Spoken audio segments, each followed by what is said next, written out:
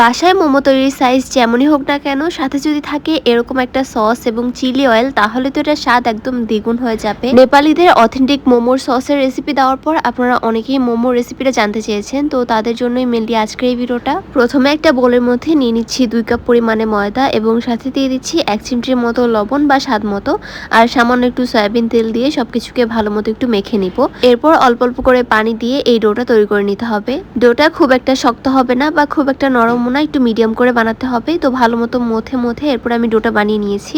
তো এখন কিছুক্ষণের জন্য রেস্টে রেখে দিব। এরপর আমি নিয়ে নিচ্ছি 1 কাপ পরিমাণে মুরগির কিমা বা মুরগিটাকে ভালো মতো একটু ছেঁচে নিয়েছি, তো ওই মুরগিটাই নিয়ে নিলাম। তারপর দিয়ে দিচ্ছি পেঁয়াজ কুচি, কাঁচামরিচ কুচি, স্বাদ মতো লবণ, স্বাদ মতো মরিচের গুঁড়া, সামান্য একটু জিরার গুঁড়া, সামান্য একটু ধনিয়ার গুঁড়া, আর সাথে সামান্য একটু রসুন বাটা দিয়ে ভালো মতো মিশিয়ে নিলাম। সবকিছুকে চিকেনের সাথে একদম ভালো মতো মিশিয়ে নিতে হবে, তাহলে এই পুরটা একদম রেডি। এর মধ্যে আমরা গরম তেল অ্যাড করব।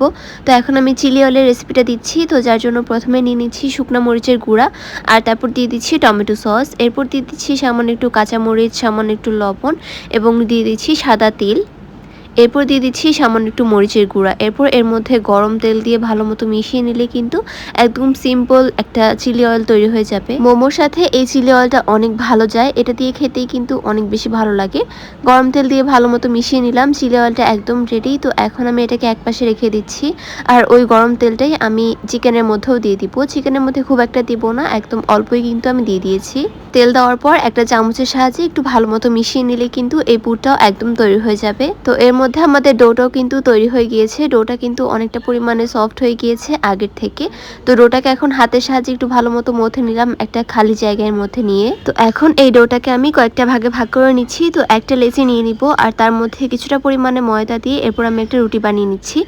রুটিটা একদম বড় করে পাতলা করে বেলে নিতে হবে, আর তারপর একটা বয়মের মুখার সাহায্যে আমি এরকম গোল গোল করে কেটে নিচ্ছি। চাইলে এটা কুকি কাটার দিয়েও করা যাবে। সবগুলো করা হয়ে গেলে এরপর আমি একদম সিম্পল একটা মোমোর ভাজ দেখাবো। মোমোটা আপনি যেভাবে খুশি সেভাবেই ভাজ করতে পারেন। খুব বেশি ডিজাইন করে এটাকে ভাজ দিতে গেলে অনেকটা সময় নষ্ট হবে।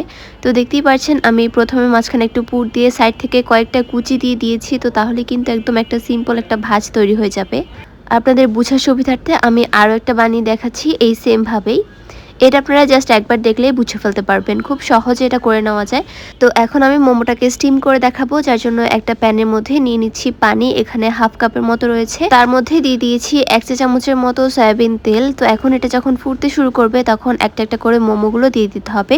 সবগুলো মোমো দিয়ে দেওয়ার পর এরপর এটাকে আমি ঢেকে রেখে দিব। ঢেকে 5 থেকে 6 মিনিট রেখে দিলেই দেখবেন যে এটা খুব সুন্দর মতো পানিটা টেনে গিয়েছে, আর এটা নিচের থেকে একটু ক্রিস্পি হয়ে যাবে। তো ওইটাই কিন্তু খেতে অনেক বেশি ভালো লাগে। যদি আপনি এটাকে একটু ভাপে দিয়ে করেন তাহলে কিন্তু এটা একটু সিদ্ধ সিদ্ধ টাইপের হবে। আমার কাছে ওইটা একটু কাঁচা কাঁচা লাগে। তো যার জন্য আমি এভাবে করি, নিচে দিয়ে খুব সুন্দর একটু ক্রিস্পি হয়, যেটা খেতে অনেক বেশি ভালো লাগে। তো তাহলেই কিন্তু মোমোটা একদম রেডি। আপনারাও চাইলে কিন্তু বাসায় এভাবে ট্রাই করে দেখতে পারেন। এটার টেস্ট অনেক বেশি ভালো ছিল, সবাই খুব বেশি পছন্দ করেছে। আর এই সসের রেসিপিটা অলরেডি দেওয়া হয়ে গিয়েছে, আপনারা চাইলে দেখে নিতে পারেন। ভিডিওটি ছিল এ পর্যন্তই। কেমন লেগেছে অবশ্যই কমেন্টের মাধ্যমে জানাবেন। আল্লাহ হাফেজ।